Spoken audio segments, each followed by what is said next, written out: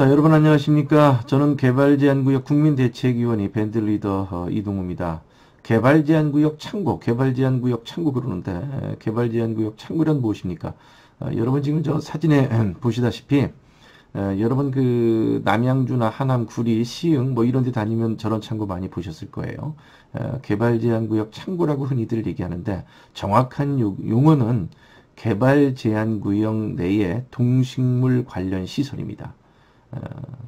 저게 왜 태어났는지, 저게 왜 생겼는지는 잠시 후에 말씀을 드리도록 하겠습니다. 현재 개발제한구역 토지주들은 왜 반발이 심한가? 여러분, 개발제한구역 토지주들, 개발제한구역에 있는 토지주들은 왜 반발이 심한가? 가끔가다 이런 분들이 있다니까요. 개발제한구역은 국가 땅이다. 그리고 거기다가 토지주들이 무상 점유를 해서 불법으로 전용을 해서 창고 짓고 불법으로 지상권을 만들어서 사용을 하고 있다. 무슨 계곡에서 그냥 남의 임야에 들어가고 모르게 장사하는 그런 사람들처럼 취급하는데 저희 개발제한구역 토지주들 절대 그런 사람들 아닙니다. 다 사유재산입니다. 본인 토지입니다. 그리고 정상적으로 준공을 받은 정상적인 건물입니다. 그리고 투기꾼이다. 뭐 개발제한구역 창구주들, 토지주들은 투기꾼이다. 이렇게 얘기하시는 사람들이 있는데 자, 투기꾼과 투자 이 차이가 어디에 있는지는 잘 모르겠습니다만은 부동산의 종류는 엄청나게 많죠. 뭐 상가도 있고 분양상가도 있고 무슨 뭐 어디 아파트도 있고 개인주택도 있고 단독주택도 있고 빌라도 있고 뭐 어마어마하게 많은데 여러분 투기꾼이 개발제한구역 토지주에게도 투기꾼이 있을 수가 있죠. 뭐 당연히 부동산이 왔다 갔다 하니까 그건 투기꾼이 있을 수가 있는데 저는 정말 자신 있게 말씀을 드립니다. 투기꾼은 개발제한구역 전답과에는 투자를 잘 않습니다. 바꿔 얘기해서 개발제한구역에 창고를 가지고 있는 분들은 두 부류가 상당히 많습니다. 부모님한테 상속받아서 원래부터 가지고 있었던 토지에다가 그리고 동식물 관련 시설 창고를 짓는 경우가 많고요.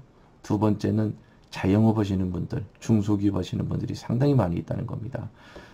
서울에서 가깝고 그리고 정말 가진 것은 없어서 그야말로 너무 멀리 가면 경쟁력이 떨어지고 또 서울 안에 들어가면 상당히 그 비싼 임대료 때문에 감당이 안 되기 때문에 남양주, 구리, 하남, 안산, 시흥 이런 어떤 개발제한구역에서 동식물 관련 시설 창고를 구입을 했다든가 아니면 땅을 사서 솔직히 말씀을 드리면 농지원부를 만들고 열심히 농작물을 해서 조건을 만들어서 정부가 준 혜택을 받은 사람들이 많습니다.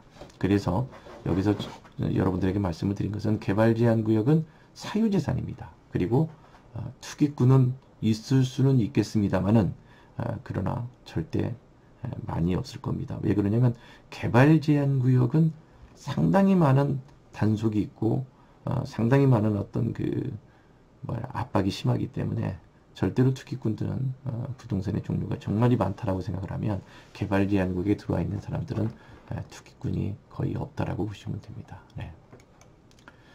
자, 불법 창구가 아니다. 여러분 불법 창구라는 말을 창구 가지신 분들은 제일 싫어합니다. 불법 창구가 아닙니다. 정확하게 얘기하면 불법 용도 변경입니다. 자, 동식물 관련 시설 창구 어떻게 생겼을까요? 개발제한구역을 뭐 이제 여러분들 아시죠? 1971년에 지정을 했다는 얘기를 이제 수없이 많이 했으니까 박정희가 그어놓은 이 개발제한구역을 지정을 해놓고 정부에서는 국책사업할 때 아파트 지을 때 계속해서 곶감 빼먹듯 계속 가져갑니다. 그린벨트 해제 안 해주고 자기네들이 가져가서 해제시킵니다. 그래서 지금까지 그린벨트를 지정을 하고 해제된 그 양을 따지면 엄청난 양인데 그게 우리 주민들한테 혜택을 돌아온 게 아니라 모두 국가에서 정부에서 가져간 LH에서 가져간 것들입니다. 거기다가 전부 다 해제해서 집장사 한 거예요. 그리고 토지주 반발이 심하니까 개발제한구역 주민들도 해제는 해줬습니다. 어떤 거 해줬어요? 취락지구 20가구 이상 동네 조금 아주 조금 그러니까 20가구 이상 살았던 사람들은 이제 취락지구로 이제 해제를 좀 해줬어요. 예. 그리고 주민들의 그런 어떤 반발을 심하니까 좋다. 그러면은 개발 제한 구역도 좀 완화시키자. 그래서 개발 제한 구역 토지주들에게도 동식물 관련 시설 창고를 짓게 해서 먹고 살게 해주자. 아주 좋아했죠. 개발 제한 구역 토지주들이. 아이고 고맙습니다. 정말 고맙습니다. 왜 고맙습니까? 그동안 개발 제한 구역에다가 컨테이너 박스 하나도 못 갖다 놨는데 거기다가 창고를 지라고 했으니 동식물 관련 시설 창고, 무슨 게사, 축사, 콩나물 재배사, 온실 창고, 종묘 배양장, 잉어장 뭐 이런 것들을 하라고 했으니 얼마나 좋습니까? 주민들 고맙다고 막 지었습니다. 농지원부가 있고 그리고 자격만 되면 혜택을 줘서 우리는 정말 정말 우리 세상이 온 줄 알았습니다. 그런데 그거 지었다가 완전히 진퇴양난이 됐습니다. 벌금이 어마어마합니다. 검찰 벌금. 여러분 300평짜리 토지에다가 150평 동식물 관련 시설 창고를 하나 지었다고 생각을 해보시기 바랍니다. 검찰 벌금이 500에서 800만 원 나옵니다. 그리고 전과자 듭니다. 너는 개특법에 걸렸으니까, 너는 개발제한구역 특별조치법에 걸렸으니까 죄를 지었다. 전과자 됩니다. 그리고 형을 사는 사람도 있지만 안 사는 사람은 벌금으로 그 집값을 때립니다. 그게 한 800만 원 정도 갑니다. 그리고 150평 안에다가 불법 용도 변경, 즉 남용박스를 집어넣었다는 이유 하나만으로 전과자가 되고, 그리고 건축법에 위반했다고 해서 약 1억 정도의 벌금이 나옵니다. 300평에서 150평 창고 지었다는 이유 하나만으로. 물론 위반이 어떻게 했느냐에 따라서 더 적게 나올 수도 있고 더 많이 나올 수도 있는데 150평 창고를 가지고 2억 정도 벌금 낸 사람도 있습니다. 그리고 또 거기서 끝나는 게 아니라 바로 또 농지법이 나옵니다. 건축법으로 위반, 또 이제 농지법으로 위반. 똑같은 내용이에요. 거기서 농사 안 지었다고. 아니 150평 창고 지으라고 그래서 콘크리트 바닥 다 해놨는데 어떻게 농사를 집니까? 농지법으로 공시지가의 20%를 때려요. 300평이면 어디에 땅이 있느냐에 따라 좀 다르긴 하지만 뭐 100만원, 150만원 공시지가 가잖아요. 300평이 5억이다. 그러면 1억 맞는 거예요. 공시지가의 20%를. 그렇기 때문에 농지법 벌금, 개특법 벌금, 검찰 벌금, 뭐 개발제한구역 토지주들 뭐 난리가 난 거죠. 정부가 지으라고 해서 지었는데 여러분들 반대로 얘기해서 불법 안 하면 되지 않느냐. 불법 안 하면 어떻게 합니까? 내 토지를 부가가치를 올리고 싶고 잘 활용하고 싶은 것은 다 똑같은 사람 아닙니까? 내 토지에서 이 토지를 잘 활용하고 싶은 것은 사람 심리는 다 똑같은 거 아닙니까? 시청자 여러분 그거 이해 못 해줍니까? 내 토지에 내가 가지고 있는 토지를 어떻게든지 활용하고 싶고 어떻게든지 부가가치를 높이고 싶고 그리고 거기에 정부가 지으라고 했던 동식물 관련 시설 창고를 지었기 때문에 그 창고를 잘 활용하고 싶은 것은 사람 심리 아닙니까? 정부가 하라고 했던 준공대로 거기다가 콩나물 키울 수 있습니까? 거기다가 축사로 키울 수 있습니까? 남양주 여러분 서울에서 조금만 벗어나면 하남 남양주인데 거기서 소, 돼지 기를 수 있습니까? 거기서 종묘 배양 해가지고 재산세 낼 수 있습니까? 정말 힘듭니다. 그래서 우리는 죽방멸치라고 합니다. 멸치가 물결 따라서 쭉 가다 보면 어느 순간에 죽방으로 된 그 어장에 갇힙니다. 입구를 막아버립니다. 멸치는 탈출할 수가 없습니다. 그리고 어부가 그물이 그 멸치를 걷어가는 것처럼 우리는 정부가 지으라고 했던 동식물 관련 시설 창고를 막 너무너무 기분 좋게 지었다가 그리고 도망갈 수 없게끔 가두리 아래 가다 놓고 벌금을 쭉쭉 뽑아간다는 겁니다. 물론 이제 정부에서 그러면 좋다. 회손지 정비 사업을 만들어서 너네들한테 혜택을 주겠다라고 하는데 그 회손지 정비 사업까지는 너무 어려운 얘기니까 다음에 얘기를 하도록 하겠습니다만은 그래서 우리는 죽방멸치처럼 힘들다라는 겁니다. 네. 과도한 이행강제금, 아까 얘기했었죠. 이행강제금이 너무 과도하다는 겁니다. 여러분, 물론 우리가 법을 지키지 않았으면 벌금을 내야 되고 또 거기에 대한 어떤 이행강제금을 부과받아야 됩니다. 우리가 약속을 정해놓은 거잖아요. 뭐 운전하다가 안전벨트 안 냈으면 안전벨트 뭐 신호 위반했으면 당연히 범칙금을 내야 되는데 그러나 개발 제한 구역을 50년 가까이 풀지 않으면서 정부가 혜택을 주었던 창고인데 거기에서 불법 용도 변경했다는 이유 하나만으로 이렇게 2억 3억씩 벌금을 내는 것은 너무 과도하다는 겁니다.